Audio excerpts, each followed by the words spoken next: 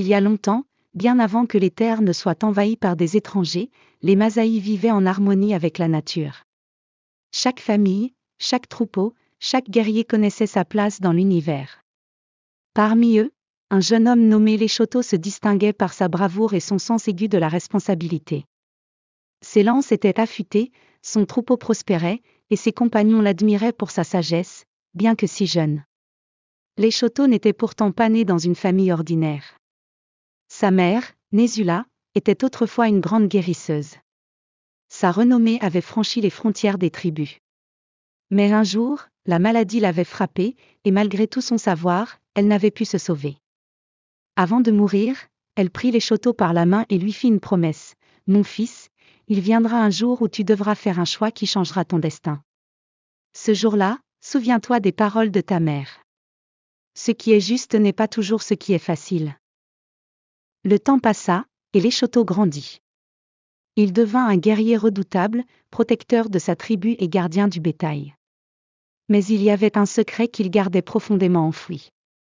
Un jour, alors qu'il chassait seul dans les montagnes Ngong, il rencontra une lionne. Non pas un fauve ordinaire, mais une créature étrange, presque surnaturelle, aux yeux d'or scintillants. Au lieu de l'attaquer, la lionne se coucha devant lui, docile. Ce fut un moment mystique. La lionne, sans prononcer un mot, semblait lui transmettre un message, elle avait besoin de lui. Les jours suivants, Leshoto revenait souvent à cet endroit, à l'insu de tous. Il s'aperçut que la lionne n'était pas seule. Elle protégeait 3 lionceaux qui semblaient faibles et affamés. Contre toute logique, contre les lois des Masaï, il commença à leur apporter de la viande, à les nourrir et à les protéger. Mais nourrir des lions en secret n'était pas une tâche facile. Les troupeaux de la tribu commencèrent à diminuer, et bientôt, des murmures s'élevèrent. Quelqu'un volait le bétail, et la colère montait parmi les siens. On accusa Leshoto d'être négligent, d'avoir perdu son acuité en tant que gardien du bétail. Toutefois, son cœur était déchiré. D'un côté, il savait que ses devoirs envers son peuple étaient sacrés. De l'autre, il sentait que les lions dépendaient de lui. Un soir, alors que la lune était pleine, Leshoto retourna dans la montagne, déterminé à mettre fin à ce dilemme.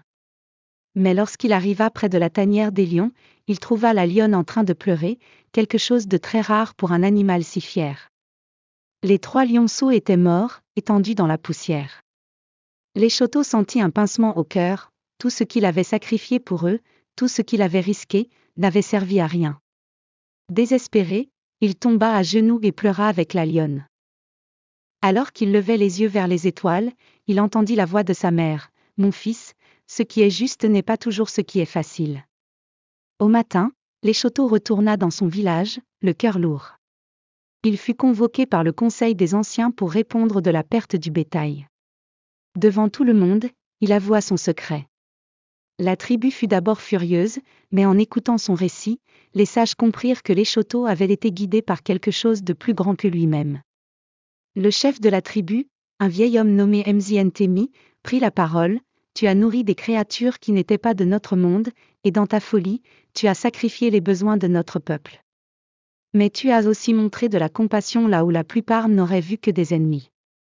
Cette histoire doit servir de leçon à tous. Nous vivons en harmonie avec la nature, mais nous devons toujours respecter les lois qui nous gouvernent. » Leshoto fut pardonné, mais il ne fut plus jamais le même. Il devint un homme silencieux, méditatif, souvent vu seul dans les plaines. Il comprit que son destin n'était pas celui d'un simple guerrier, mais celui d'un homme à la recherche de l'équilibre entre les lois de la nature et celles de l'humanité. Ainsi, la promesse de Nesula se réalisa. Leshoto avait fait son choix, et ce choix l'avait changé à jamais. Il vécut le reste de ses jours comme un homme de paix, en communion avec les créatures qui partagent cette terre avec les hommes. La morale de cette histoire, pour les Masaï et pour tous ceux qui l'entendent, est que la compassion et le devoir peuvent parfois être en conflit, mais c'est dans ces moments que nous découvrons qui nous sommes vraiment. Cette version dramatique de l'histoire Masaï aborde la complexité de la compassion et des responsabilités humaines, tout en ancrant le récit dans la culture et les croyances des Masaï.